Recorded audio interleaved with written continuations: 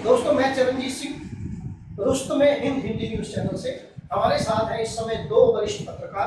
पहले हैं वरुण कतुरिया जी और दूसरे हैं थानेश्वर शर्मा जी। तो अभी जो मुख्य मुद्दा चल रहा है भारत में, अग्निवीर, अग्निपथ के अग्निवीर। तो ये अग्निपथ के अग्निवीर अभी अभी ये कानून पास किया गया है। क्यों किया गया है, कैसे किया गया है, इसके क्या नतीजे होंगे, ये सारी बातों पर हम बात करेंगे। सबसे पहले मैं जानना चाहूँगा वरुण कतुरिया जी, आप बताएं कि ये अग्निपथ के अग्निवीर, ये जो भारत सरकार के द्वारा योजना लागू की गई है और पूरे देश के यूथ में आक्रोश है और इस पर जगह जगह विरोध प्रदर्शन हो रहे हैं, कई जगह गाड़ियां फूकी गई हैं, ये सब कुछ हुआ है। इसका क्या कारण है और ये होना चाहिए कि नहीं होना चाहिए? नमस्कार, मेरा ना इस विषय में थोड़ा सा संक्षेप में ये कहना है कि यदि ना नई योजना आई है, जब तक योजना पूरी तरह से लागू ना हो जाए और पहले साल के जो इसके छात्र इससे जुड़ेंगे उनका क्या रिजल्ट आता है, उसके बाद ही इस योजना की पूर्ण रूप से समीक्षा की जा सकती है। अभी ये जो आप दंगे फसाद और उसकी बात कर रहे हो, मेरा मानना है कि जो देशभक्त हैं जिनको सेना में जाना है, ऐसा आदमी ना तो कभी गाड़ी में आग लगाता है और ना देश की राष्ट्रीय संपत्ति को नुकसान पहुंचाता है। ये जो लोग भी नुकसान पहुंचा रहे हैं, इन लोगों के पीछे कहीं ना कहीं से जो विपक्षी दल की भूमिका होती है, क्योंकि बहुत सारे ऐसे मामले, ऐसे इंसिडेंट्स आए जिनमें ऐसे लोग सामने आए, ऐसे बच्चे पकड़े गए जिनकी आयु जो है 50 साल है, 40 साल है, या जो 8वीं फेल है। अब मान लो जो 8वीं फेल है वो उसमें सक्षम ही नहीं है, क्योंकि ये जो योजना है इसको समझने में समय लगेगा। इसमें आज हम जो मर्जी चर्चा कर लें, क्योंकि अभी जो कल के नतीजे हैं, एयरफोर्स की बुकिंग के लिए जितने छात्रों ने वो भाग लिया है, लगभग 65,000 से अधिक छात्र इसमें अब तक जो है ऑनलाइन अपनी रजिस्ट्रेशन करा चुके हैं। और ये चीज आने वाले टाइम में भारतीय जो वायुसेना है, थल सेना है, जल सेना है, उसको जवान करने के उद्देश्य से बनाई गई है, ऐसा सरकार का कहना है। अब इसमें असली नतीजा जो होगा ये समय के साथ पता चलेगा कि इसकी क्या भूमिका है, कितनी स्थिति सही है, गलत है। ये समीक्षा जो है इसके पहले प्रथम बैच के निकलने के बाद ही सामने आ पाएगी। दोस्तों, वरुण जी ने बताया, इससे लोग सहमत हैं या नहीं है सहमत है, ये बात की बात है। एक इसी से जुड़ा हुआ एक प्रश्न मैं थानेश्वर शर्मा जी से करना चाहूंगा। 1900 करीब 62 के समय इंदिरा गांधी ने एक बारी जो लॉ है, कानून है, सेना का कानून है, पेंशन का कानून है, उसको इसलिए बदल दिया था क्योंकि इंदिरा गांधी को उस समय के जो जनरल थे उन्होंने कोई सुधार की बात करी थी, लेकिन वो सुधार की बात को करते ही इंदिरा गांधी ने एक ऐसा नियम लागू करवा दिया जिससे जो सेना का पे कमीशन था उसको बदल के जनरल पे कमीशन उस समय कर दिया गया था। ये बात कांग्रेस की गवर्नमेंट की मैं कर रहा हूँ, जो मुझे बाकायदा पता चली है। तो अब जो सरकार ये नीति लेके आई है, उस समय कांग्रेस द्वारा लेके आई थी, अब ये भारतीय जनता पार्टी नीति लेके आई है, जिसका संसद में किसी भी प्रकार का कोई चर्चा नहीं हुई, कोई किसी से जानकारी नहीं दी गई, किसी को बताया नहीं गया और खास तौर पर सैनिकों से कोई बात नहीं हुई। तो आप क्या कहना चाहेंगे इस विषय पर? अग्निपथ नहीं, ये मेरा इसमें इसी में वरुण जी कुछ कहना चाहेंगे, लेकिन मेरा जो सवाल है वो मैं आपको बता चुका हूं कि अभी देखिए, इससे पहले आपने बात करी कि 60,000 लोग भर्ती हो चुके हैं अभी तक। ऑनलाइन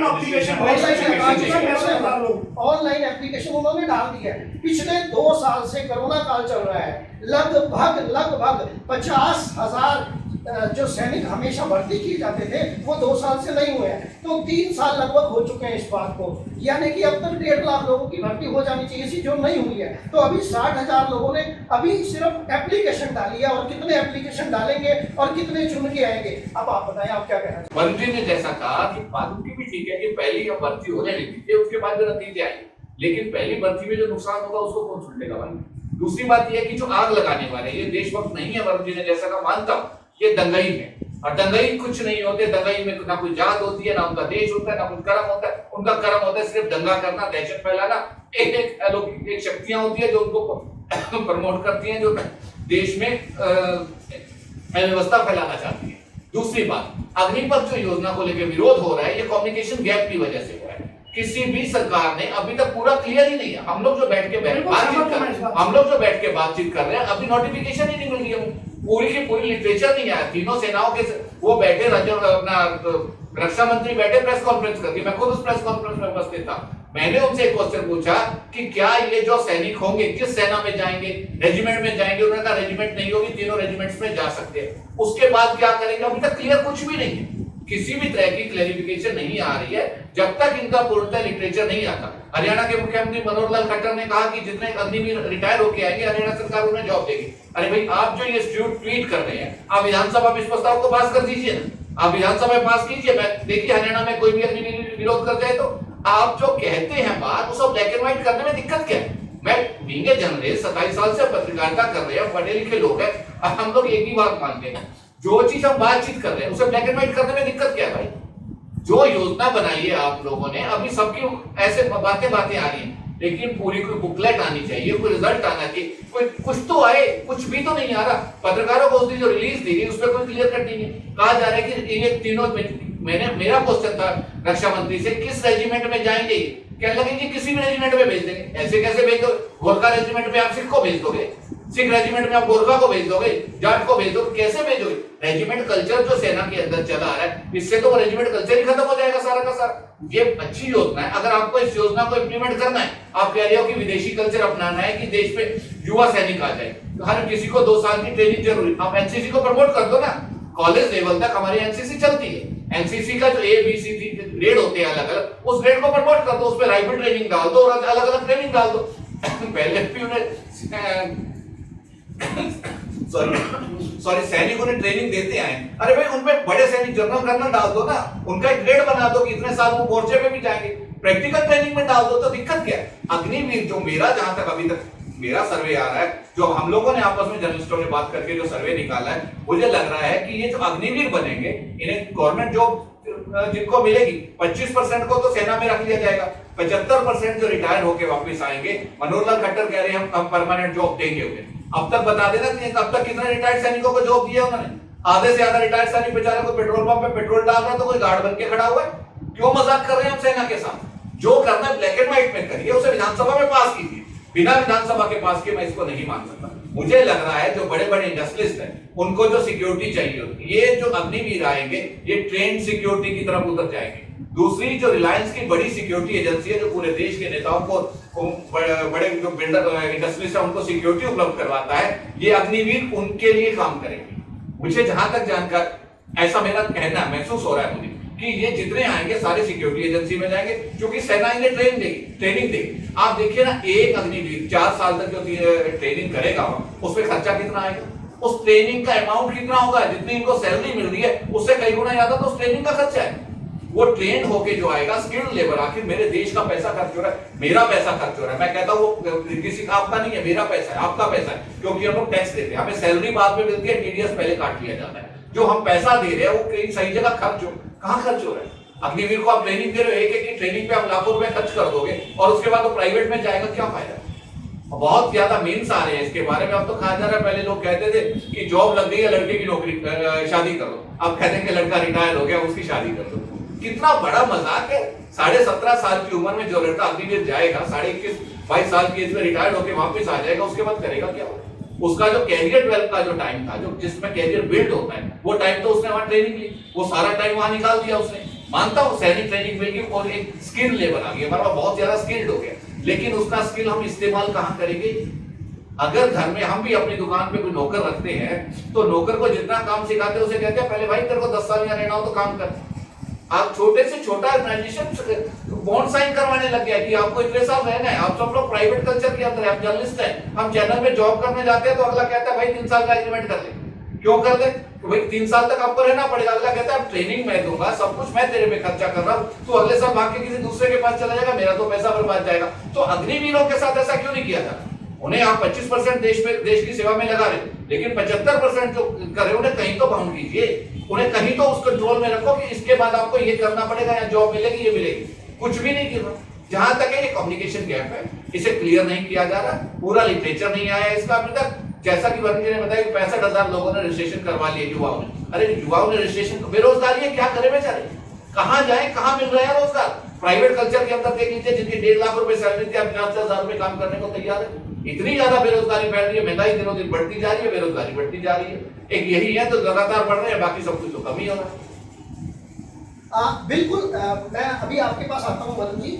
अभी जैसे कि थानेश्वर जी ने बहुत ही विस्तार से इस बात को करने की कोशिश की, लेकिन इसी में भी कुछ प्रश्न छुपे हुए हैं जो इन्होंने खुद बताए कि सरकार इसको स्पष्ट नहीं कर रही। तो ये अभी अस्पष्ट है, इसको पूरी तरह स्पष्ट नहीं किया जा रहा। लेकिन यहाँ पर मैं ये बात कहना चाहूंगा, आप इस बात पर भी बताएं कि जो भारत के नेता हैं, लीडर हैं, चाहे वो भारतीय जनता पार्टी के हैं, चाहे वो कांग्रेस के हैं, चाहे वो आम आदमी पार्टी के हैं, चाहे वो समाजवादी पार्टी के हैं, किसी भी पार्टी के हैं, उनके जो अपने बच्चे हैं उनको ये अग्निवीर क्यों नहीं बनाते। और दूसरी एक और प्रश्न है कि एक नेता कभी भी जीत के आ जाए, चाहे एक दिन के लिए एमएलए बन जाए, काउंसलर बन जाए, एमपी बन जाए, उसकी तो आप पेंशन लगा देंगे। ये आपसे मैं पूछना चाहूंगा वरुण जी, उसकी तो पेंशन लगा देंगे, लेकिन ये जो अग्निवीर जिसको नाम दे रहे हैं, ये जहां पर ये बहुत बड़ा राजनीतिक खेल करने वाले हैं, उनको 4 साल लगाने के बावजूद भी दूध में मक्खी की तरह निकाल दिया जाएगा और कोई पेंशन नहीं दी जाएगी।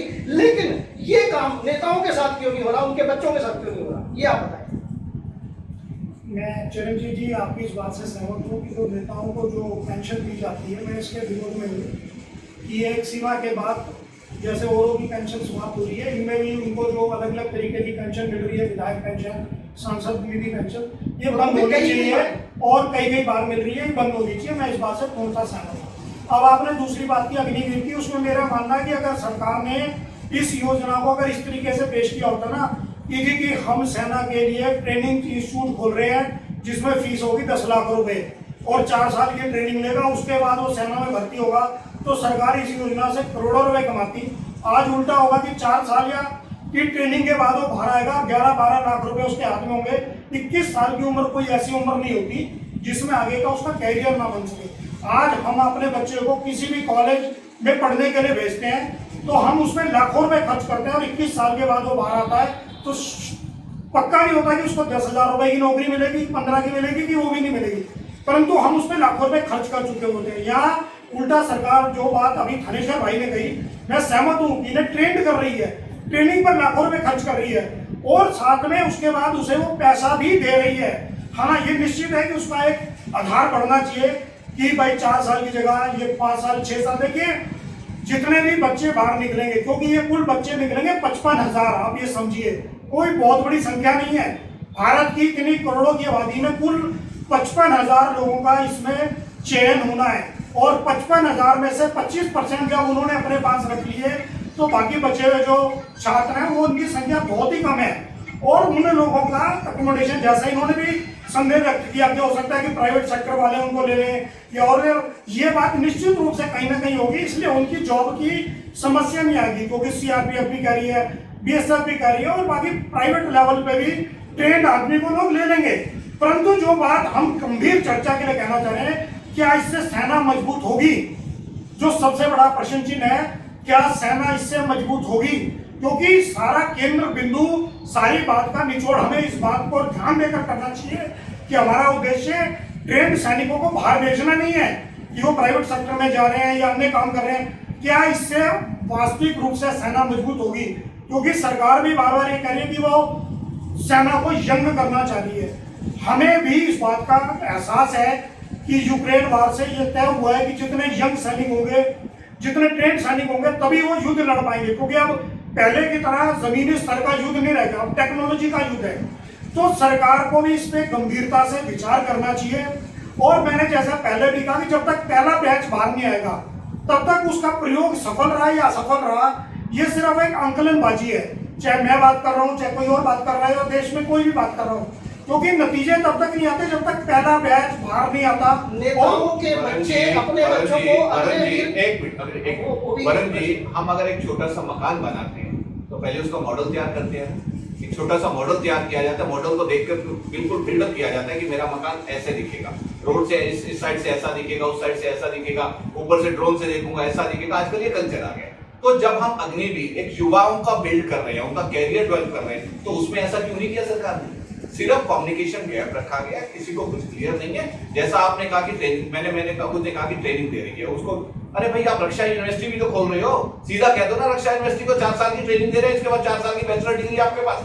वैसे भी तो बैचलर डिग्री 4 साल की करने जा रही है यूजीसी, तो 4 साल की बैचलर डिग्री आप उससे, आपने बिल्कुल सही कहा, लाखों रुपए की इनकम हो सकती है। उसके बाद कहो ना कि 4 साल की बैचलर डिग्री अग्निवीर की उपाधि दी जाएगी आपको, आप जाके देखिए मार्केट में आपको जॉब मिलेगी, वो एक अलग कल्चर हो जाता। लेकिन सरकार ने जिस तरीके से सेना, हमारे यहाँ सेना में भर्ती होना नौकरी नहीं है, देशभक्ति एक जज्बा है। एक माँ का अगर एक जवान बेटा शहीद हो जाता है तो 4 बेटे और होते हैं तो उनको तैयार करके रखती है, चलो शहीद सेना में भर्ती होने के लिए। हमारे यहाँ सेना को नौकरी नहीं कहा जाता, जज्बा है, देशभक्ति है। आज भी मेरे शहर में जाकर देखिए, हर घर से एक बच्चा सेना में, और कितने शहीद होते हैं, कोई भी बेवकूफ से तैयारी, पीढ़ी दर पीढ़ी हम सेना में आते हैं। लेकिन ये सेना नहीं कही जा सकती, जैसा इन्होंने क्लियर ही नहीं किया। अग्निवीर उसे नाम दे दिया, अग्निवीर क्यों दिया भाई नाम? अगर आपको एक अलग डेजिग्नेशन देना तो सेना से रिलेटेड कोई नाम दीजिए ना। उसका नाम का पहले सबसे बड़ा ऑब्जेक्शन तो मुझे नाम पर है, अग्निवीर नाम क्यों दिया गया। दूसरी बात, अगर आप कह रहे हैं कि हमें इनको ट्रेनिंग देनी है ताकि यूक्रेन, जैसा आपने कहा कि यूक्रेन में आया है कि सेना हमारी जवान, मानता हूं जवान होनी चाहिए, तो जैसा कि यूक्रेन को लेकर आया, यूक्रेन की स्टडी अभी थोड़े दिन की स्टडी है, उस पर डीप स्टडी तो करो। यूक्रेन का माहौल जो है, वहां का कल्चर दूसरा है, हमारे यहाँ का दूसरा कल्चर है, हर एक जगह के कल्चर से मैच नहीं करता। और दूसरी बात यह है कि हमारे यहाँ एनसीसी है, बाकी देशों में एनसीसी नहीं है। एनसीसी जिस तरीके से हमारे यहाँ काम करती है, एक सैनिक की तरह हम उसे तैयार करते हैं, बिल्कुल बावर्दी हो स्टूडेंट घूमते हैं। मैंने खुद एनसीसी में रहा हूं, तो बावर्दी होता है, उसमें बैच होते हैं, आज आप इस बैच में हो, कल इस पे हो, इस पे। उस बैच को आप सीधा सेना में ले जाओ ना, उनको ऑनलाइन ट्रेनिंग, उनको मोर्चे में ट्रेनिंग दो ना, सीधा कह दो एनसीसी का ये बैच। जब एनसीसी का बैच हमारे परेड जो होती है 15 अगस्त 26 जनवरी पे, तो उसमें परेड में एनसीसी पार्टिसिपेट करती है, सब जगह पार्टिसिपेट करती है, उनको क्यों नहीं प्रमोट करती? अग्निवीर का आपने नाम दे दिया, अग्निवीर को हर जगह 101% मैं दावे से कह रहा हूं, ये प्राइवेट इंडस्ट्री को, प्राइवेट सिक्योरिटी एजेंसी को ड्राइव करने के लिए अग्निवीर 99% उसमें जाएंगे। अभी तक अगर आप रिकॉर्ड उठा के देख लो, हमारे यहाँ से जितने आईपीएस रिटायर्ड हुए, मैं दावे से कह रहा हूं, जितने 99% जितने आईपीएस रिटायर्ड होते हैं वो तकरीबन प्राइवेट सिक्योरिटीज पे जाते हैं, प्राइवेट सिक्योरिटीज को हेड कर रहे हैं। उन्हें पता है कि किस जगह लूपहोल है हमारे, किस जगह लूपहोल नहीं है, किसको कैसे हैंडल करना है, किस अधिकारी को कैसे मैनेज करना है, क्या नहीं करना। ये जो अग्निवीर जाएंगे उसे सेना को मैनेज करना, उन्हें पता होगा सेना में क्या क्या होता है, किस तरीके से काम करते हैं। वो सीधा सीधा प्राइवेट एजेंसियों में जाएंगे, जो प्राइवेट एजेंसी ज्यादा से ज्यादा अग्निवीर को ले लेगी, वो प्राइवेट एजेंसी, और वो प्राइवेट एजेंसी देशद्रोही भी हो सकती है। नहीं, मैं ऐसा नहीं कह सकता, देश को कमजोर भी कर सकती है। मैं नहीं कह सकता, आप नहीं कह सकते, मैं इतनी जल्दी आसान नहीं है हमारे देश में गृह युद्ध की। सुनिए, ये जो आप कह रहे हैं अग्निवीर, मान लीजिए जितने भी अग्निवीर हैं, इससे पहले की बात हम कर लेते हैं, आईएएस, आईपीएस, आईएफएस, आईआरएस, आपने अभी बताया कि वो बड़ी बड़ी एजेंसियों में है। अगर कोई देशद्रोही नहीं हो सकते हैं, कई बार हुआ है, कई बार हुआ है, कई बार हुआ है। आप गलत वर्ड इस्तेमाल कर रहे हैं। सही कह रहा हूं, वो सब देशद्रोही हैं, वो सब देशद्रोही हैं, वो सब देशद्रोही हैं। सेना के ऊपर कई बार हमले हो चुके हैं, सेना की मदद से हुए हैं। उरी में जो बालाकाट हुआ था, या उसके बाद जो वहां पर कश्मीर में हमले हुए सैनिकों के ऊपर, वो कोई ना कोई बीच में देशद्रोही था।